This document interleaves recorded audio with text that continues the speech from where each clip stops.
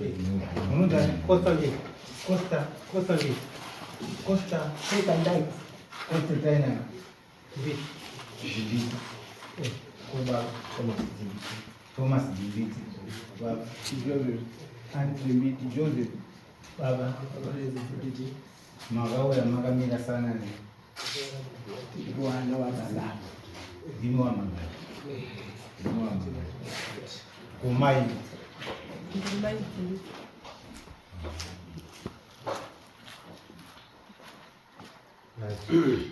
Kwani lakini nawili poingi ya nawiye ngosi yakaitwa na mbuya mdiki sekura yeye madzimai mai sekuru ndiani? sekura akaza baba Ndiani? Unazitaura stara sekuru ndiani? Manjunju. Manjunju chito. Madzimai mdiki ndiani? Mwanga sekura yeye madzimai mai. Saka mbuya akauraya boyfriend yako. Mbuya upi? Sekura yeye madzimai mai. Saka mbuya wetu isiso ndiyo mangari mkuu. Akuzvarwa aizi Sisilia. Then mbuya akauraya boyfriend yake yaidanana naye ndobva agadza hanzvadzi yedu ndokuisira pabonde ndokuturika hanzvadzi yedu ngosi. Mbuya akauraya yaizani? Mbuya ndiye akauraya boyfriend. Anogani mbuya wacho akauraya? Ainzi Alice Chito. Boyfriend izani? Manyanga ainzi Manyanga. Endelea imberi. Saka vakatora hanzvadzi yedu inova iripo nyaya iripo iri kunetsa pari nasini.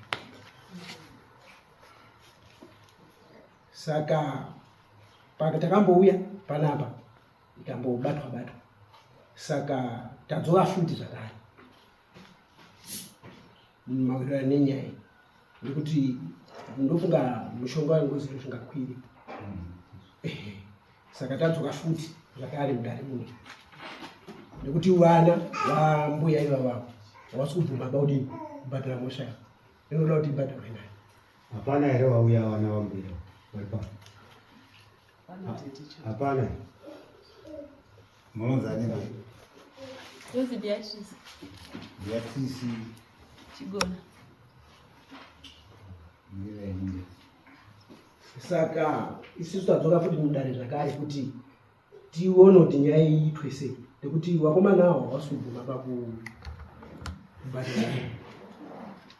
Right. Avavo vakamirira imba yezipanizo nokutipeiwo imitizo kuti sei zvakagutika sei musabatane navo muitete here anguri ani Ndiri hanzvadzi yevakomana. saka tipeiwo imimi kuti mumbozviona sei chii chiri kuitika. Inini nyaya ndakasoyatenda kwaHeadman Mushonga Kabhani. Saka mese mawaifamba nehanzvadzi dzavo. Saka marimwe zuro ndopandakafonerwa kuti ndiri kuuya kudare. Saka iwo ndiwo vane information yakazara mazviri.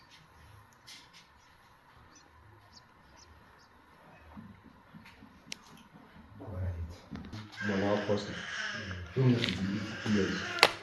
ndinodaya kuti ndinofunga kana kuti kusumuka kwakanaka chete tikurespekta vanhu. Chinhu chekutanga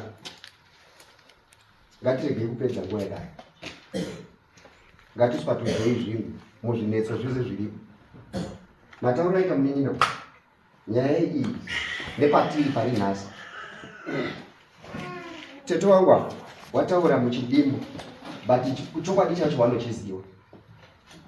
Ngatirege kupedza nguva yedare tete. Nyaya iri panapa ndeyekudai. Isusu takati baba nevanin'ina vavo nehanzvadzi dzavo mukana wavo kuti vagadzirise zvinetso zviri mukati memusha. Wakaita zvese zvinodiwa kwaHeadman kurutaurwa wakaenda zvese kana kumaprofita chinyanga wakaita zvese ende hapana chaibuda chaisiyana matsananguriro waita kuti ndiani akauraya munhu. Wakaenda kwastori mbuya vadiki avo kuuraya kwawakaita chikomba chavo wakanoenda kwastori wakatora hari yekuda kutsikisa nekukandira ngozi kumba kwababa vangu kumba medu isisu.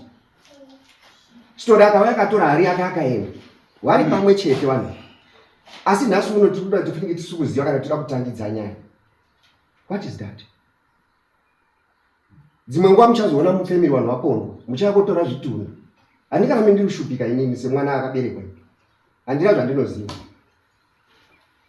Vanhu ngavadzidze kuti kana tiine zvinetso mumusha, ndo zvinoita kuti dzinza ndinodara kuti tinoti muridzi wemusha ndiye anouwaka. Ndizvo here? Ndakanzwa chifi muchitaura izvi. Nyika inowakwa nechi? Saka waitiri kuda kugadzisa musha wedu kuti unake pane zvakaitika. Kuuya kwataita nhasi muno mudare muno, ndichidzoka pamashure apo tete pane zvamataura. Kusa ana sisi wake wari papa wekwambuya mudiki apo, firstborn yambuya mudiki, wana wasekuru wangu wesa. Kusanganisira hanzvadzi dzavo dzavaberekwa nadzo. Vese vanotsinda vakanga vari kupa zviitiko zvese kushuka vaita hanzvadzi yangu. Mbuya wangu haana kuuraya munhu dai. Sekuru wangu haana kuuraya munhu. Baba wangu warapa haana kuuraya munhu. Taisapota tichitumira mari, fambai. Itai baba newanini wenyu, wiriranai zvinhu zvinaka. Asi nhasi unotoramba timutenderedzwa kudai.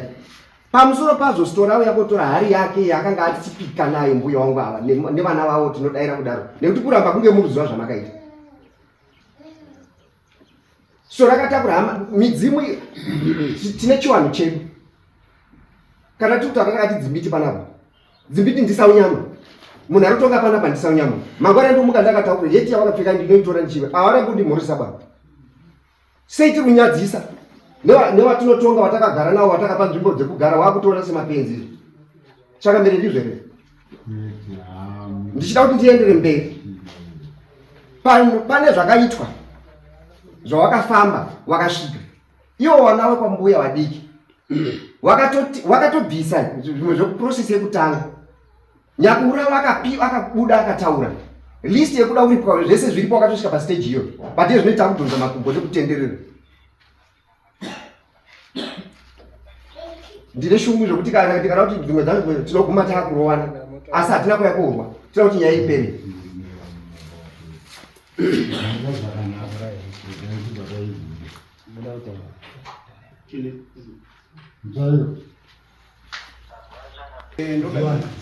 Ini ndio Joseph Zimbiti.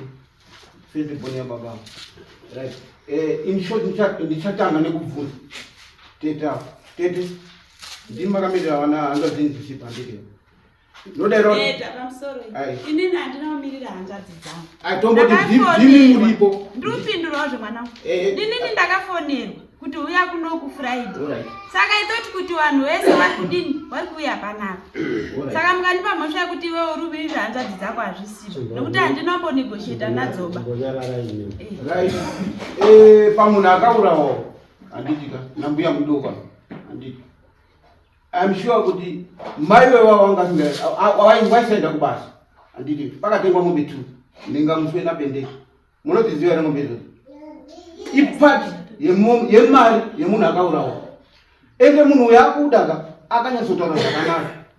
Inini kuti ndiende kumba kumusha kwa ambuya akaurayo hazviite. Nekuda kwekuti pfuma yangu yaichengeta wana wakanga wari mumusha muno. Saka mumusha muno ndo mandobhadhara. Handizive kuti hapana kujeka ere apo dai. Uyezve munhu uyo akuda. Mukomana mukuru hanzaziva akabvisa mukono wemunhu. Wekubudiswa kwakaita ngozi namai mapapa. Kureva kuti abvuma pamhosva kuti ndiripo pamhosva here.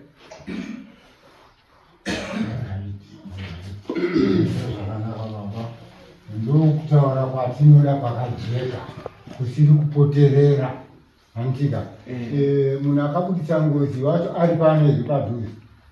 Mai mapapa hapo.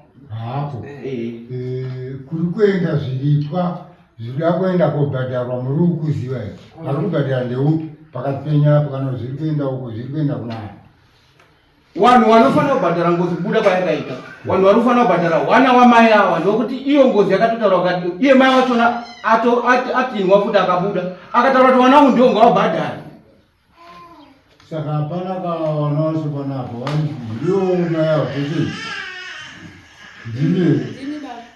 ndimi munoda kubhadhara zviri kutaurwa ndokuti ndinoda kuenda koripa. Ngozi hatisi kuda kuti zvinenge mukati memusha. Tikuirira Tinoda kuti kana chinhu chichinzi chinoripwa kune munhu akachitsvaga ngachidzoke muenda koripa mhuri yese yogara zvakanaka. Imi mukaripa hakusi kuuraya. Kana mwana wenyu akaenda koripira ngozi haana kufa, aenda kochengetwa. Chamunoita kuenda komuona akagara ipapo, mwanangu mainda auya kuzokuonai. Handizvera vabereki? Ndo zviri kudikana kuti mupedze nhaurwa iri pakati penyu nehama. Handinoona. Saka tiri kuona ndimi chete mauya, munofanira kutamira zvataurwa izvi. Baba wanina wanga wanina ava ndibaba wangu, asi taakutaura dare sezvariri kuti ngozi kanga yanzi pane ngozi, mushonga wekuiripa hairasirirwi, nekuti mucharasirira kumba kwaKenneth, mucharasirira kumba kwaMathew, mucharasirira kumba kwaJasper, mucharasirira kumba kwaPeter. Inoramba ichitenderera, hakuna kwainoenda. Imi makazviita, kana vabereki venyu vakazviitawo zveshuwa varipo, unganidzai muende kobhadhara chikwereti ichocho kungozi kwakaurayiwa ropa iri rakatsvukisa, mobhadhara zvopera. Ndokuti ndezvemhuri zvinopedza. Pamusoro wemambo apa panoda rubatsiro rwechangamire maonere ndiri kuita. Ava vanhu vese panhu vangu vakagara pabhedha ngatakaotarisa wamheta wesava waipanhu vangu vakatotora baba ndini, baba tine kutaura madhimbiti tosvika totimusa madhimbiti ishwa mhuri yese iripo togadzirisa musha handiti. Saka apa ndikutoona kuti rubatsiro mambo rwatove kuno kudare vanhu vabatsirika. Vimana dzimbiti dare redu rinoi harisi rekuti rakasiyana nerechirungu, idare remadzishe. Imi muri takakutarisai muri madzishe futi, mangwana ndimi munopinda sanurei. Saka kuti titaure nhaurwa yenyu muri memadzishe, chiripo chatova chekutoti imana dzimbiti kutodaidza dare sababa sanurei, touya kumba iri nyaya yengozi yemusha, because ingozi iri kubata ana Saunyama. Hatichati dzimbiti, ingozi iri kubata ana Saunyama. Kwakuda kuti imi pamuchabatana imimi pane kuti titi munoziva kuti vanhu chedu kuti ndende ndinosunge baba kana mwana, hazviti ndimambo wandiri kunosunga. Zvakuda kuti nerubatsiro rwenyu kuti imi motorana nemba kwambuya nekwambuya mudiki moungana, ndimo chizodaidza kuti changamire baba taungana, shuya muchiite sei muchienzanise tiri pai tiri pamba. Ndo maonero andiricho nekuti reso tikati maitakura uendaiwo panonetsa. Pakuda kuti tiite tiri mumba tichiita sei tichionesana, sinzi makambobvisa chimwe chikamu kare muchibvuma kuti zvadai kuidenha munhu anoti muri kundisikisa, muri kundinyepudza. Zvazvekuda kuti takagara kuti onai varume takasiya paya tikasiyira apa tikasiyira apa, ngatichipapedzisei apa. Kana kuri kuti zvavaomerawo seana dzimbiti mese, shamwari tibatsirane ndokukandirawo mbichana ndokupawo katsiru kamu because ndechechi ndechemunhu. Ndo maonero andiri. Pamusoro wechangamire nyaya iyi yakambotongwa mazuva aperana, munhu yakambouya munhu dare ana baba wacho wanina wacho wababa vanga vadini vakataura nyaya iyi, vakabva vakuza vakabva vandobuda kuenda kadini handizii nyaya yacho. Handina kunza mumasure tiri kuti nyaya yacho yakatombobhadhara. Ita kuti nyaya iyi yakazotongwa kare vachibhadhara zvimwe zvaibhadhara. Apa wati kusha chete ini ndidai kuri kuti changamire wari munhu machaji minoziva kuti kana kukoti chake munhu akarika kuuya kana kuita sei mazama ati achidaidza kukoti akarika kuuya nyaya inotongwa. Munhu ari kupi? Ari ikoko. Kwese majajimende ake ari kupi? Ari ikoko. Ndati kana inoramba ichikonzenga chete tingotendera ichauya kuti munomudai. Nyaya yekuda kuti yawana baba dzimbiti ipere nhasi isina kuzoti izoite kuti mangwani ura dare baba sikuda dare zvavari papa kana manje miri basa judgment. Right. Inini semataurira amaita imi wakorona hatisi kupokana nazvo handiti. Mukaona munhu akusvika kuuya muno kureva kuti wana wasi kuwirirana handiti. Izvi zvekuti tichada kukuzana kuti munobata baba kana kuti munobata mwana handiti chatiri kuda kusorogwa kweproblems handiti. Hatichatomboda izvo. Kana inini tizogara mumapoka ndichakugara handiti, but problem yasorovhika. Yasorovhwa nemi nokuti ishe ndimi mune masimba ekuti kana kuri kuti isusu taronga zvatinenge taronga handiti, munotofanira kutomira kana pari padanga pemunhu kuti ngombe ngadzitimwe dzibure dziende. Nokuti kana patotendera ndokutaura chokwadi kaka. Tikana patotendera muri kuona izvo zvindakabva kugweru ini. Last week handanga ndiri panapo. From Gweru nemakwiri aita mabhazi. Ndikava kuHarare handiti, ndikabva kuHarare ndikava kuno. Nhasi uno ndiri panapa futi. Moti izvo kwanzi kaiti chambounganidzana. Nokuunganidzana kwete. Ya, indani kuvazedari. Mambo. Kuti muchagadzirwa. Mazete kusangana nevanhu atobva kwamuri. Ndizvo kuti wakomana utonokurwa unowaziva mazita wakomana wari kugarira. Baba bakutaura muri kubvunzwa tiwaziwa. Nikatadza munyina wababa. Utanga ndiani? Damutotibvunzwa kuti zita ndiani? Maxwell. Chito kana kuti Dzimbiti? Maxwell Chito. Yes. Anogara kupi? Tiri pamusha patosvika pamwe patosvika pari pamusha pato kuti takangogara kuti iya apa. Dzimbiti village big right.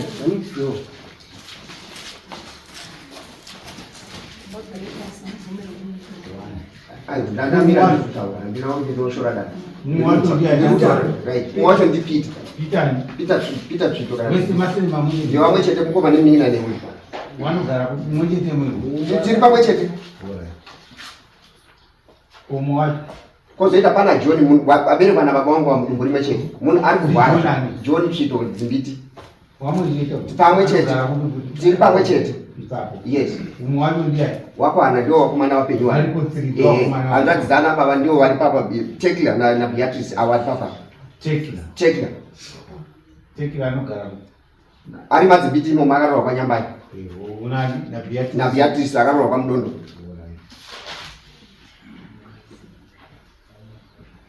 Ngozi payakabuda itaura yakanga itiri kudei. Right. Awakanga wasikudzira. Right. Ngozi apa yakarohwa ngoma. Mumba Maxwell. Yakabuda. Yakati handitauri pamba memuroda. Umba yambuya yakanga yakasoparadzwa kudhara. Ndogabuda ndogaenda papa inomba yambuya pakati pechibagi. Mukicheni. Right. Yakataura kuti inoda mombe. Mombe ngati. Mombe kana tisukanganisa dzinenge dzakadzanzi 40. Mombe ngati 14 12 handiti. 12 mombe. Then tazobva ipapo takadzoka futi. Ndibvunze pamwe. Pamwe anonga akapatsana kuti ndoda hadzingani mikono mingani akangoti ndoda mombe 12. Akangotaura mombe 12. Then tazosunga ipapo pakwakatongwa nyaya kwaHeadman. Ndipo takazodzoka futi. Ndipo wakati takosakana nekwanhu wekwamanyanga. Wekwamanyanga wakati right. Chekutanga sisi tinoda grocery yedu inotakaiga munhu wedu.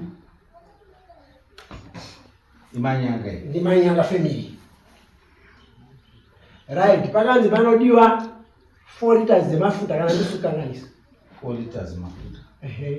Then case kana ndisukanganisa pane 2 cases dzeshuga. 2 cases dzeshuga. Then ito pataenda pa 2 kg yesalt. 2 kg salt. Mari yebox. Mari yebox. Mari yebox yakanga kana ndisukanganisa inenge yakairudza $100 inekutenga box. $100. Ngombe yakatemwa kwa ifamili. Ngombe yakatemwa kumusenda. Saka yenda kudzosera.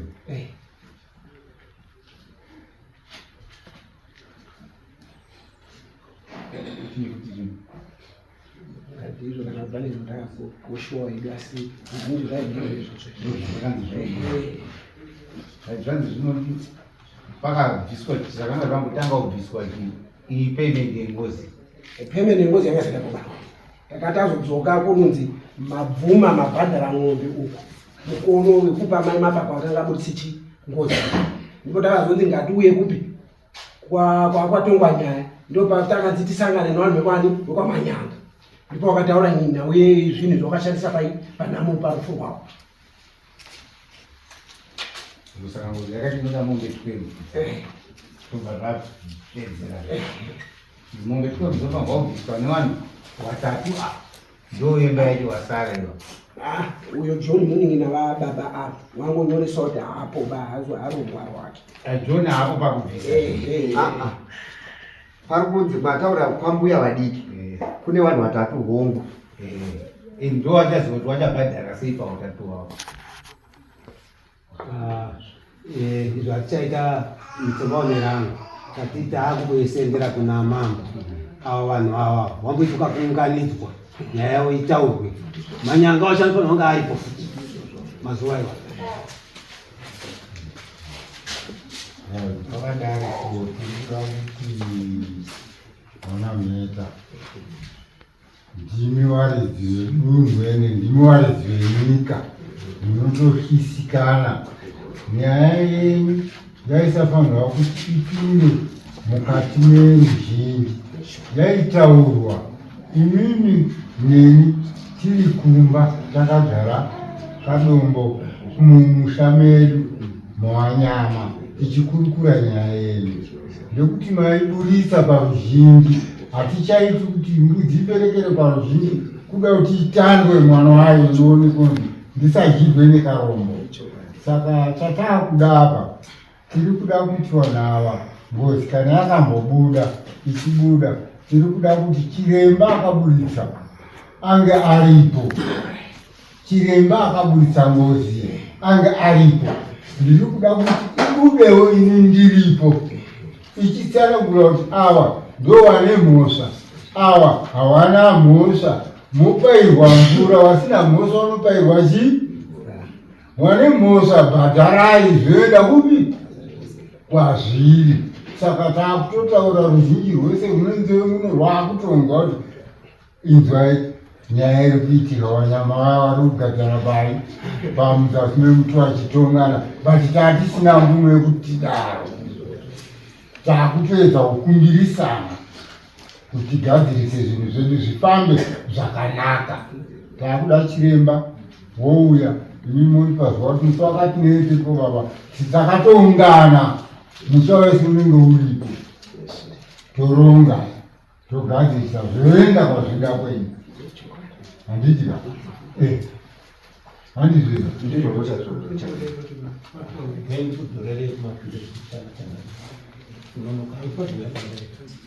Ndazwa inini kuti mhuri diki iyi yakambotongwa mudare rinei ikabuda kubuda kwavo kwakaita kubuda kunze kwakangu kubuda kwegingiri here kwekuramba kutongwa kana kuti kwakuri kubuda kwekuita kuramba kutongwa Wadaitwa uya nedare rinei wadaitwa wapinda mudare rinei wobva wabuda kunze zvine chisimba.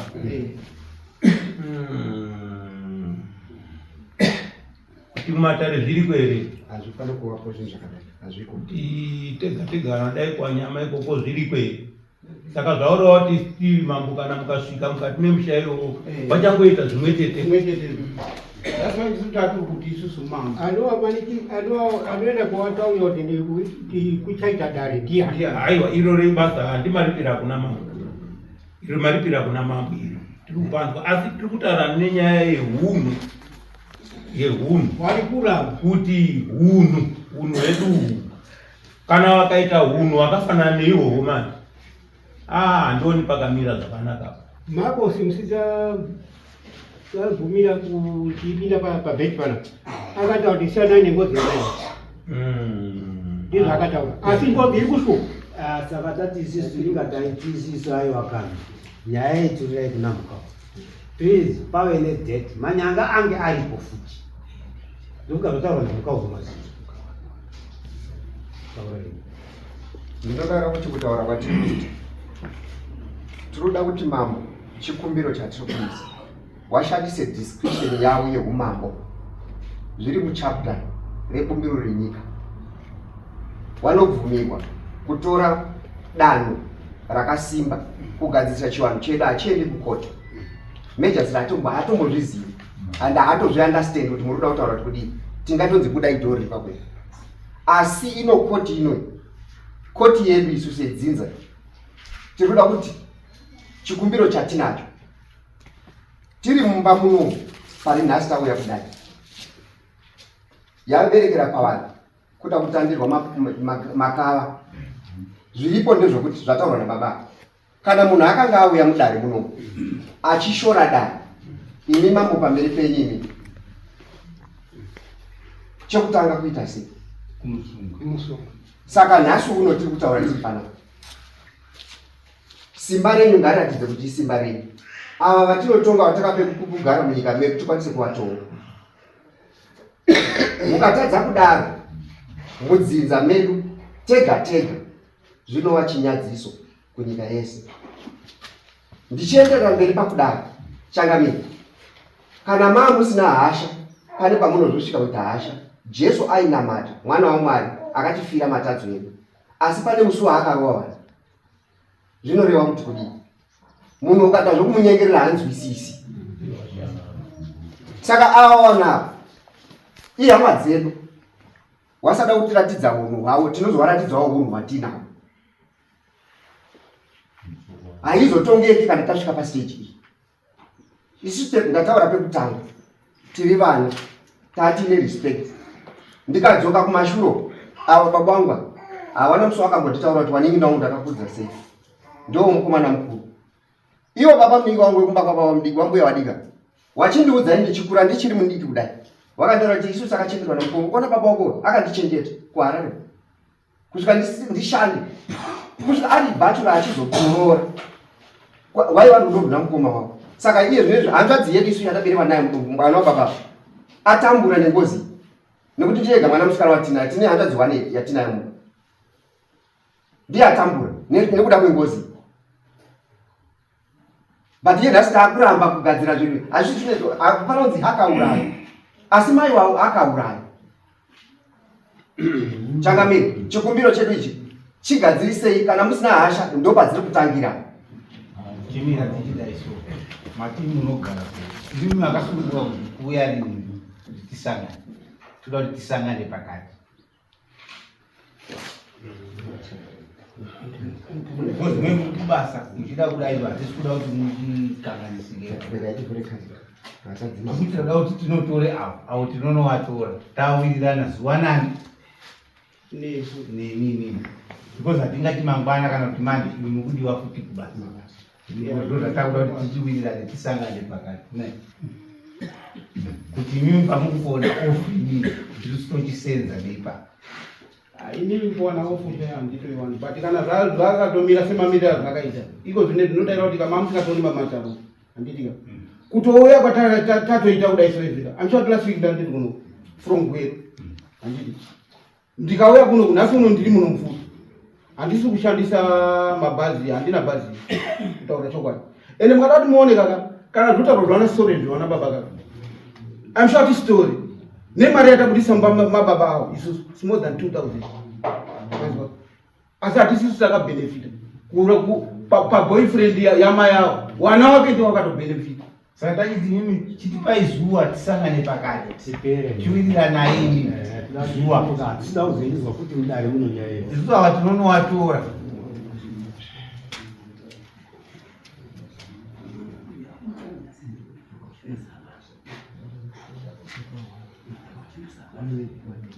kuti kati wanive memuswana musowa wani date nenge musowa wani iri Friday wani May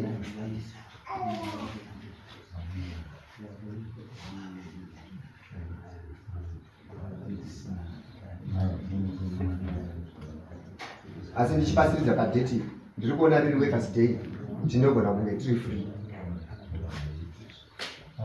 tiri kuitira kuti tidambure nyaya ipere hatimanzwa zvandataura ndationa mheta makasika kumedza kutsenga muchada mungadai makanyatsokugara pasi masiteta nyaya muti baba nyaya tina yakamira yakadarea ingozi haine tsiba munhu auraya munhu anofanira kuripa ega nekuti ndio akazviita tisaparadze mumwe musha nenyaya dzekuti maakutambudzika mwana wako ari kurwara uyo akupenga uyo ari kukosora mufamba munzwa kuti mhepo ndipita akazviita pita mugere naye akatovhumba tafu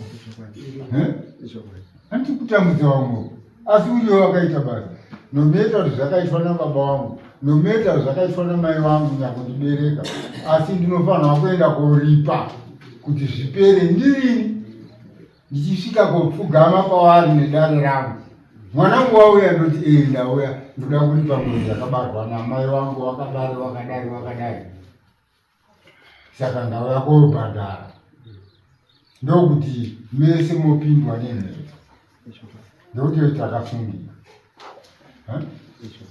hamusi mnega kana inini wacho ndakatosungirwa ndakutonzi ndakugadza hama dzangu muruzhinji mudare zvinoshanda here wakura muchakafukidza dzimba chii andisi munayaziva tinodaidzana toenda pamba pedu tokurukura tirimo musina ruzhinji zvino tauda uzvifumura kana kuratidza nyika asi mutemo unoti hazvibvumirwi ndotenda hangu kana manzivisa kuti dheti ratapanana here ngatisangane zvoshuwa mumbama munoti toda kosangana apa tokanasangana titaurai because patinonosunga apa tetiri kuvaudza kuti tinouya nawo apa swakati tiziva kuti situkuya tichisvikira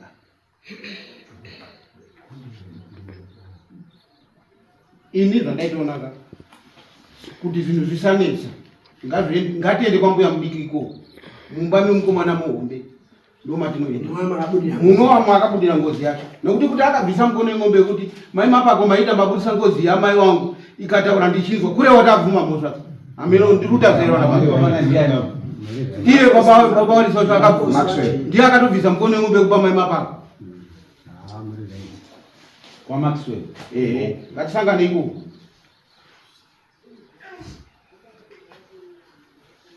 ende monoona kuti zvakanga zvarongwa zvachona kaka nezvakanga zvanzi zvidziswe isusu mumba medu isusu takatobvisa bhaketi renjera nemafuta arutaurwayo takatabvisa isu tikanopa mukadzi wamaxwell wacho akafuma kupenga kuti vamutore zvinhu zvei saka mureva kuti vanhu vari kudaira kubhadharero aiwa mheta makura munhu anenge aine zvaari kutoziva kuti mumba make hazvipindi akatovhara aushingurudza vamweshe ini ndine zvandinoda kuti ndisiyire pamusoro pedare rino chinhu chekutanga changamete inini ndiri panapa ndiri munin'ina wenyu ava ndibaba wega anoziva kuti uyu mini ndiri munin'ina wenyu mudzimai wandakaroora here anopa introduction kuhama dzangu kana kuti ndini ndinopa hama introduction mukadzi wandaroora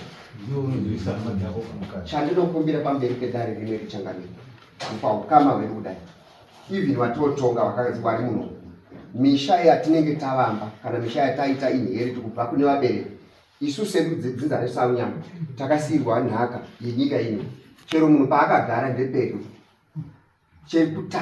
ndichiteera ipapo ngatiregei kutongerwa misha nevakadzi ndosaka ndabvunza kuti anopa introduction kuhama dzako iwe kumukadzi waroora ndiani kana tinotenda kana zvakadaro kana iwe uri baba musha uine madzikoma ako nemanin'ina sezvamataura handei kumusha muningi ngatipindei mumba muna baba ngatigarei ngatirongei takadai ngatiregei kutungamirwa misha nevakadzi tinotenda kutungamira vana mhanye pamberi vareva kuti vakavarwa nemafuni akawanda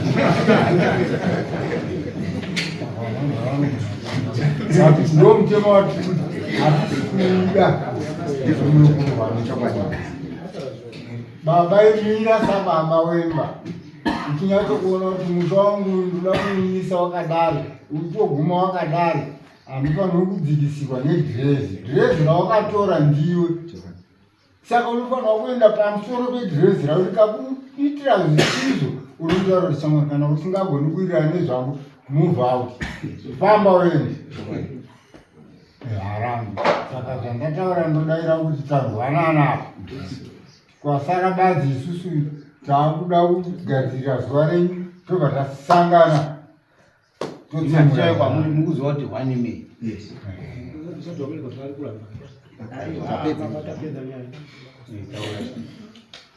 ndiri pakati paiyoyo tine hanzvadzi kuti tisvike pakadai nhasi uno kana kuti isisu wana wanyamunhu tiri kutambura. Hanzvadzi yangu iri muno atambura. Ndinodaro kuti makauya muno paine dare isisu muri ovadzimbiti nemuri natenga. Inyaya iri kukonzeresa iyi yatiri kutaura nhasi. Tenga ari pana ari kupinda mudare kuno tiri kugara naye muno. Nhuna dzake adzitaure pamberi pedare. Tiipedze kana kuti changamire muipedze isu tikabvunzwa topindura. Tinoita zvakanaka tezva. Tenga akataura soko rake munomu zveshuwa kana ari munomu achauya ogara yenyu ana sekuru yapera mosimuka muendawo. Tenga wouya auya kuzogara pacheya apa achatsanangura zvaari kuda zvaakataura kuna babawo nezvaakataura mukati medare. Imi muchiuya muchitetekera monzwa hanzvadzi dzacho kuti hanzvadzi yenyu kutongwa kunzi chii. Because hatisi kurova imbwa takavega mupini toda kutaura zviri pachena zvekuti Tenga akatinungadza handichadini achauya apa ngauya agara apa emusunga here.